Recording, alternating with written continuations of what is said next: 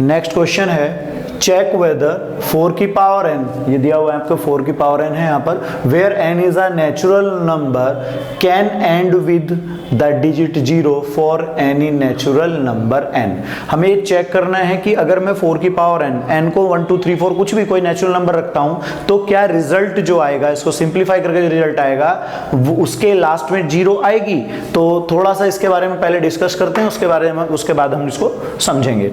Suppose कोई भी number है, जैसे 1 है उसके बाद आप 0 लगा लीजिए, या आपका 2 के बाद आपने 0 लगाया, 5 के बाद आपने 0 लगाया। इन सब की एक खासियत है, इन सब की एक प्रॉपर्टी ये है कि इनमें आप जितने भी नंबर्स को जब आप स्प्लिटिंग करेंगे तो आपको पता चलेगा कि इन सभी के अंदर 2 इंटू 5 इंटू 5, ये 4 को मैं इसे ऐसे भी लिख सकता था 2 इंटू 5। तो मैं एक चीज ऑब्जर्व करता हूं कि जिनके लास्ट में 0 आया हुआ है उन सब की एक खासियत है कि उनके अंदर 2 प्राइम फैक्टर कंपलसरी हैं। कौन कौन से? एक तो 2 और दूसरा 5। यहां पे भी देखिएगा 2 5, यहां भी देखिएगा 2 5। मतलब कहने का यह है कि अगर कोई नंबर एंड विद 0 हो रहा है तो उसके प्राइम फैक्टर का 2 5 इंक्लूड होना बहुत जरूरी है। तो अब मैं इसके देखता हूं, ध्यान से देखना इसको। अब हम लोग लिखते हैं, हमारे पास क्या है,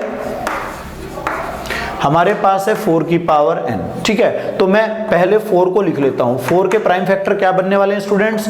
2 इंटू 2।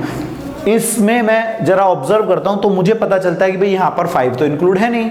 तो हम लोग ध्यान से देखते हैं फिर से, हमने यहां प्राइम फैक्टर लिखे और इसमें हमने देखा कि भाई 5 इंक्लूड नहीं है। जबकि अगर कोई नंबर 0 से एंड होने वाला है तो उसकी खासियत है कि उसके प्राइम फैक्टर के अंदर 2 और 5 होना जरूरी था, और यहां 2 5 कंटेन नहीं है। तो हम क्या लिखने जा रहे हैं?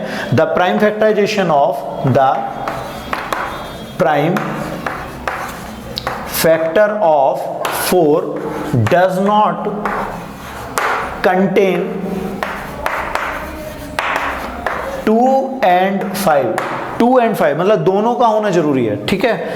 सो 4 की power n will not end with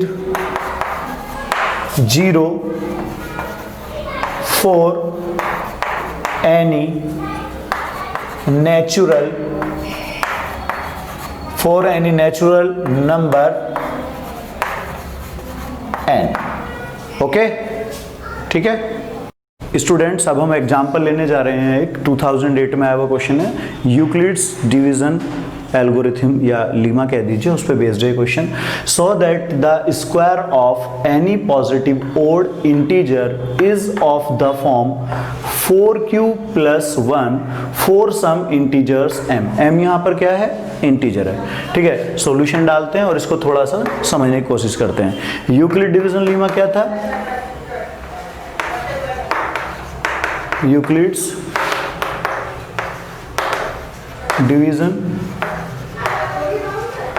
division Lima के अकॉर्डिंग a = bq + r, और r की क्या कंडीशन होती है स्टूडेंट्स? r आपका 0 हो सकता है और लेस देन b होगा, ठीक है। अगर हम लोग यहां पर थोड़ी देर के लिए b = 2 कंसीडर कर लें, b = क्या ले लें? 2 ले लें, तो इससे मुझे जानकारी मिलती है कि भाई r होना चाहिए आपका 0 and 1, ठीक है। सो a की कंडीशन यहां के हिसाब से a क्या बनने वाला है? अब a = हो जाएगा 2q + 0, और सेकंड केस बनने वाला है a = 2q + 1। अब उसने क्या कहा भाई?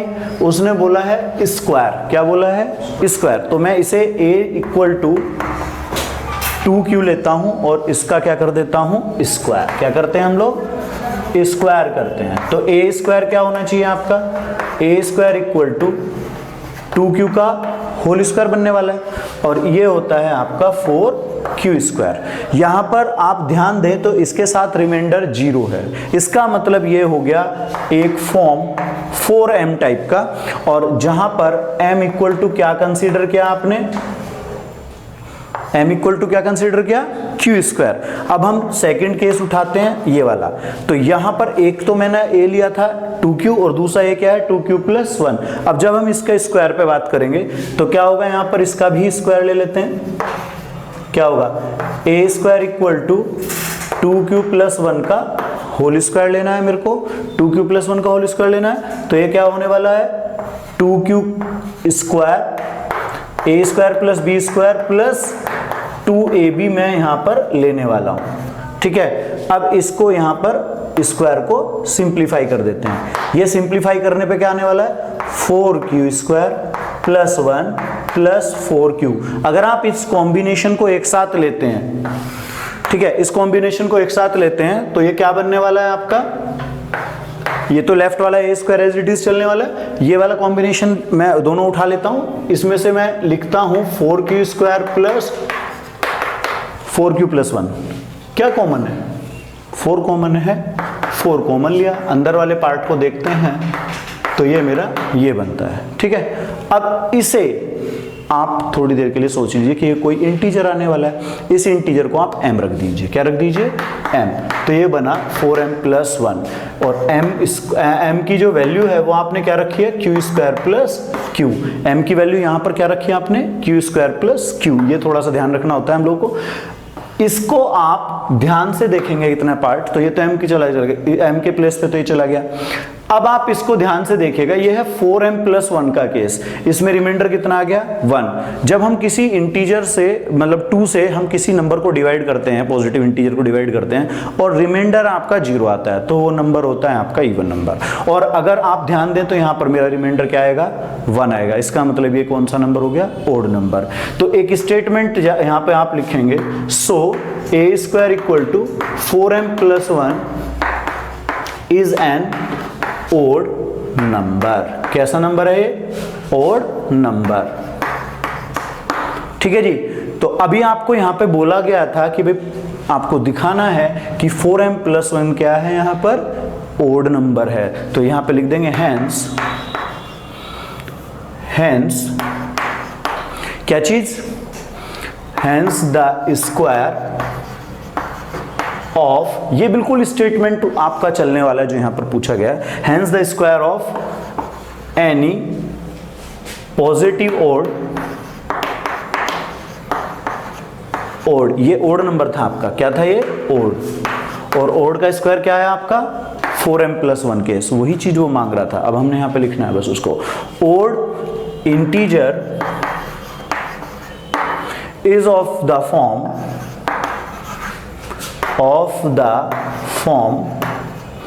4m plus 1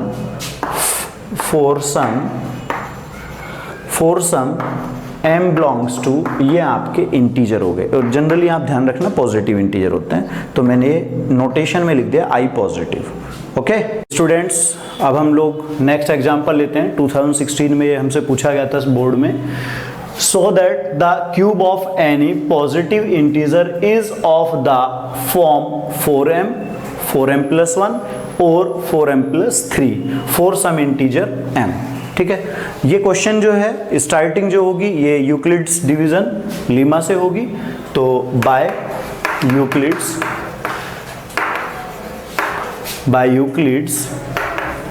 division Lima. ठीक है, थोड़ा सा ध्यान से देखना है इसको। a equal to b q plus r, और r की कंडीशन हम लोग जानते हैं कि ये लेस देन b होता है और 0 से बड़ा होता है। यहां पर आप कंपेयर करें तो ये आपका b का काम करने वाला है।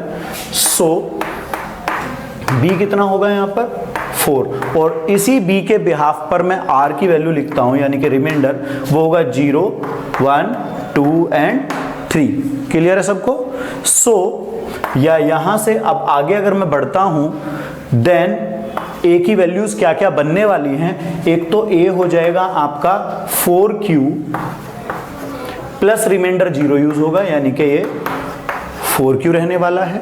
ठीक है, अब आप दूसरा सोचिएगा, ये आपका हो गया फर्स्ट केस।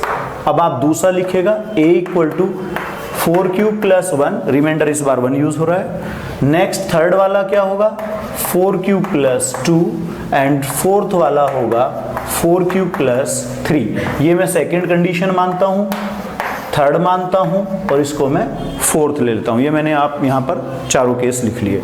अब हम बारी बारी से एक एक को उठाते हैं और इनको सिंप्लीफाई करते हैं। फर्स्ट कंडीशन के अकॉर्डिंग मैं सिंप्लीफाई कर रहा हूँ। इस फर्स्ट को, इस केस को लेता हूँ। a इक्वल टू है 4 और अगर मैं यहाँ पर क्यूब इस्तेमाल करता हूँ, इनके क्यूब्स, क्योंकि उसने क्या बोला है यहाँ पर क्यूब के लिए कहा है, तो आप क्यूब कर दीजिए। a क्यूब क्या होगा इक्वल टू 4q का क्यूब चला गया। 4q का क्यूब क्या हो जाएगा आपका 4 की पावर 3 q की पावर 3। इजी वे क्या है कि आप ना इनको पूरा एक्सप्लेन ना करें, पूरा सिंप्लीफाई ना करें, तो बेस्ट वे हम लोग चूज कर रहे हैं। आपने 4 कॉमन ले लेना है, अंदर की चीज बची 4 स्क्वायर q की क्यूब, और इस पार्ट को आप थोड़ी देर के लिए क्या समझ लीजिए m, क्योंकि इसने m इंटीजर के लिए बात की है, तो हम थोड़ी देर के लिए इसे क्या लिख लेते हैं m, और m की वैल्यू क्या है यहाँ पर 4 स्क्वायर q की क्यूब। क्लियर हो गया सबको? ये हमारे पास पहला रिजल्ट क्लियर हुआ। अब हम लेते हैं सेकंड वाले को। सेकंड वाला क्या था 4q + 1, तो a इक्वल टू क्या है मेरे पास 4q + 1 है। इसके बाद आप इसको भी क्या कर दीजिए क्यूब कर दीजिए, तो ये 4q + 1 का क्यूब हो जाएगा। और ये जो a + b का होल क्यूब है, इसकी आइडेंटिटी मेरे को मालूम है, मैं आइडेंटिटी खोल लेता हूं यहाँ पर। a की क्यूब प्लस b की cube plus 3ab 4q and 1, और अंदर आएगा ये 4q + 1। ठीक है, अब आप ध्यान दीजिए, यहां से और यहां से मैं 4 कॉमन ले सकता हूं। इन दोनों जगहों से क्या कॉमन ले लेंगे 4 कॉमन ले लेते हैं। तो 4 कॉमन होने के बाद क्या बचने वाला है, ध्यान दीजिए 4 की क्यूब था, सीधी सी बात है 4 स्क्वायर बचेगा। q की क्यूब था, एज इट इज रहेगा। अब यहां से ये 4 कॉमन हो गया तो 3q बचा, अंदर की चीज 4q + 1, और बाहर लास्ट में ये 1 का क्यूब मैंने 1 छोड़ दिया, जिसे मैं क्या लिखने जा रहा हूं 4m + 1। और ये पूरा का पूरा मेरा क्या बन चुका है m। ये इतना पार्ट, ये जो ब्रैकेट के अंदर है पूरा का पूरा मैंने क्या लिख दिया m लिख दिया। अब हम लोग थर्ड केस उठा लेते हैं। यहां पर थर्ड केस क्या है मेरे पास a इक्वल टू 4q + 2। अब आप इसका भी क्यूब कर दीजिए। जैसे आप a की क्यूब यूज करेंगे तो क्या बनने वाला है होल क्यूब जाएगा, ये 4q + 2 का होल क्यूब। अब इसका क्यूब क्या होना चाहिए a की क्यूब प्लस b की क्यूब प्लस 3ab, और a + b में ये चीज आने वाली है आपकी, क्या आने वाला है a + b में 4q + 2। ये आपका 4q + 2 आ जाएगा। ठीक है स्टूडेंट्स, क्लियर है? अब आप यहां से फिर से वही 4 कॉमन ले लीजिए। आपने 4 कॉमन ले लिया, जो बची हुई चीजें उनके बारे में बात करते हैं। ये हो गया आपके पास में, ये 4q की क्यूब था, ये आपका बचेगा यहाँ पर 4 स्क्वायर q की क्यूब बचने वाला है, प्लस आप इसको देखिएगा ये कितना है 2 का क्यूब, और 2 का क्यूब क्या होता है ये आपका 8 हो जाएगा। और 8 जो होता है उसे आप 4 + 4 कंसीडर करेंगे, एक 4 आपने कॉमन ले लिया, प्लस 3q × 2, तो यानी ये मैं लिख सकता हूं 6q, और बचेगा 4q + 2, और लास्ट में रिमाइंडर 4। रिमाइंडर 4 कौन सा, जो इस वाले से मैंने एक 4 यहां कंसीडर किया था, एक यहां पे आ गया। फिर से वही ब्रैकेट वाली चीज को m लिख लीजिए, ये मेरे पास बच गया। अब आप यहां से ध्यान दीजिएगा, फिर से 4 कॉमन ले लेंगे तो क्या बचने वाला है m + 1 टाइप। क्या बचने वाला है m + 1 टाइप। और एक काम मैं ये भी कर सकता था, मेरी जरूरत नहीं थी, मैंने थोड़ा सा कर सकते हैं हम लोग की, मैं गलती कर दी। हम लोग ऐसे भी तो कर सकते थे, इसको यहीं पे 2 ले लेते पूरा का पूरा। तो अभी ये वाला पार्ट आपका पूरा का पूरा इस तरह से आ जाएगा। इसको मैं हटा देता हूं। जब 4 से डिविजिबिलिटी हम लोग चेक कर रहे हैं तो मैं ये कर सकता हूं कि ये जो मैंने 8 था उसमें से मैंने 4 कॉमन ले लिया, ये मेरा अंदर बचा, इसको मैंने m लिख लिया। अब लास्ट वाला फोर्थ वाला है। फोर्थ केस क्या था मेरे पास 4q + 3। a इक्वल टू क्या है 4q + 3। अब आपने क्या करना था क्यूब करना था। जब आप इसका क्यूब लिखेंगे तो लिखेंगे 4q + 3 का होल क्यूब। अब इसका क्यूब खोलिएगा, वही कंसेप्ट चलने वाला है, a की क्यूब प्लस b का क्यूब प्लस 3ab, और अंदर कौन आने वाला है a + b, मीन्स 4q + 3। अब आप फिर से वही सिंप्लीफाई कीजिए, ये कितना हो जाएगा 27। कितना होगा ये 27। तो इसको मैं थोड़ा सा एक बार और स्प्लिट करके लिख लेते हैं, ये 4 की क्यूब q की क्यूब प्लस 27, इस 27 को अगर आप समझ सकते हैं तो ये 24 प्लस 3 हो जाएगा। आगे बढ़ते हैं, 3 4 क्यूब, फिर ये 3 और अंदर रहा आपका 4 क्यूब प्लस 3। ठीक है स्टूडेंट्स, अब आप ध्यान से देखिएगा, यहां से 4 कॉमन हो सकता है, 4 कॉमन होगा और इसे मैं सोच सकता हूं 27 को मैं यहां पे समझ लूं कि आपका जो 27 है वो 24 प्लस 3 हो जाएगा। इस 24, ये जो यहाँ पे स्प्लिटिंग होने वाली है, इस 24 में से भी 4 कॉमन हो जाएगा। तो बची हुई चीजों को थोड़ा सा एडजस्ट करते हैं। 4 कॉमन लिया, यहां से बचेगा आपका 4 स्क्वायर क्यू की क्यूब, 4 स्क्वायर क्यू की क्यूब यहां से बचा। यहां से आपका जो ये आपका 24 था ना, उसमें 6 कॉमन हो गया, तो ये आपका 4 कॉमन हो गया तो 6 अंदर बचेगा, प्लस ये 4 जा चुका है, 3 3 जा 9 क्यू और अंदर ये 4 क्यू प्लस 3 रहेगा। और अब इसके बाहर आप थोड़ा सा ध्यान देंगे तो ये जो हमने 27 को स्प्लिट किया था, ये 3 आपका रहने वाला है। इस पार्ट को आप क्या मान लीजिए, m मान लीजिए। इस पार्ट को क्या मान लीजिए, m। तो केस क्या बनेगा, ये 4m प्लस 3।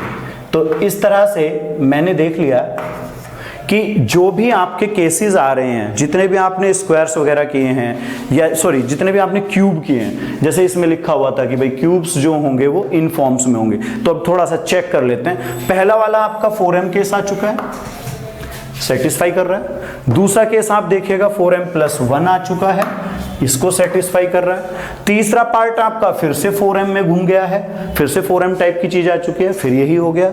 और फोर्थ पार्ट आपका ये 3m प्लस 1 आ चुका है। तो अब आपको लास्ट में क्या स्टेटमेंट डालनी है, जो आप रिजल्ट में डालेंगे, वो रिजल्ट में आप इसको एज इट इज लिख देंगे, हैंस करके या सो करके, या therefore the cube of any positive integer is of the form 4m plus 1 और 4m plus 3 for some integer m। ये मेरा पूरा लास्ट में एक स्टेटमेंट आ जाएगा और ये बिल्कुल सही है आपका, और क्वेश्चन कंप्लीट हो गया है। ठीक है।